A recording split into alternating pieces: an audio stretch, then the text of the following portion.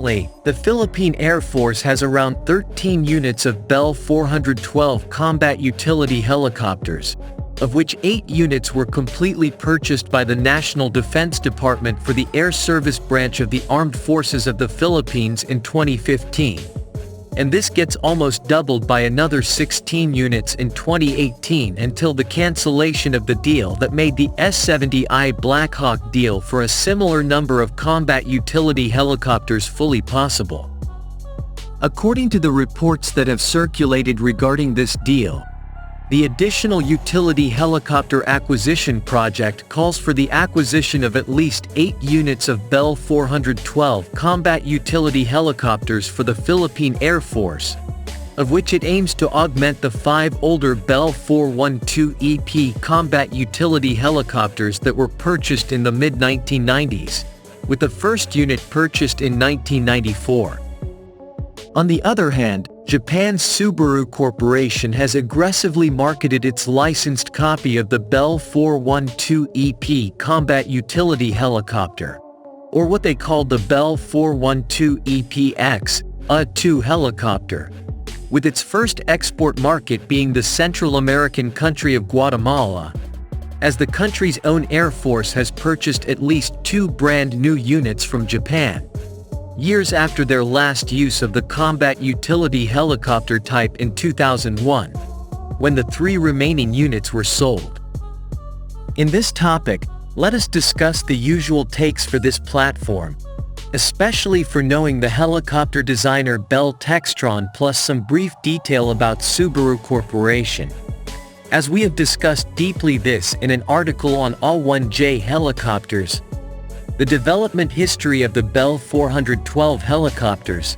the specifications of this improved variant of the renowned A1 Iroquois Huey helicopter, and of course, recalling the almost accomplished 2018 deal of 16 Bell 412 EPI helicopters from Canada.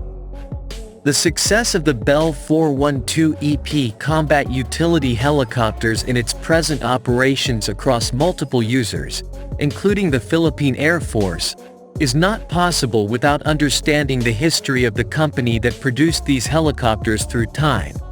especially that it comes as an essential component being the workhorse of the Air Service Branch organization of the Philippine Air Force with its A1 Huey Iroquois helicopters until its numbers get superseded by the newer Sikorsky-made S-70I Black Hawk helicopters. Speaking of history, Bell Helicopters was founded by Lawrence Dale Bell in 1935 in Buffalo, New York, as the Bell Aircraft Corporation. The initial focus of the company's founding initially aims to develop and produce fighter aircraft such as the Bell P-39 Airacobra fighter aircraft and the Bell XFM-1 Airacuda heavy fighter bomber interceptor, both of which are pre-war combat aircraft designs of the company that do not come as prominent as the other fighters of the time.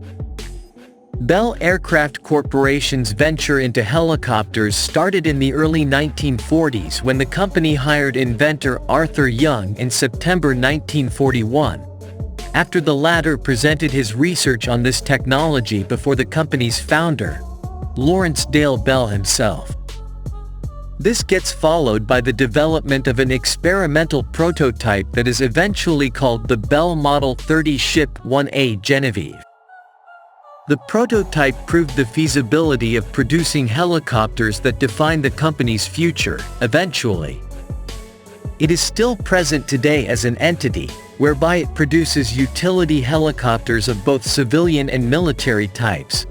ranging from its helicopter production plant in Mirabel, Canada, where the 16 Bell 412 EPI were almost produced for the Philippine Air Force,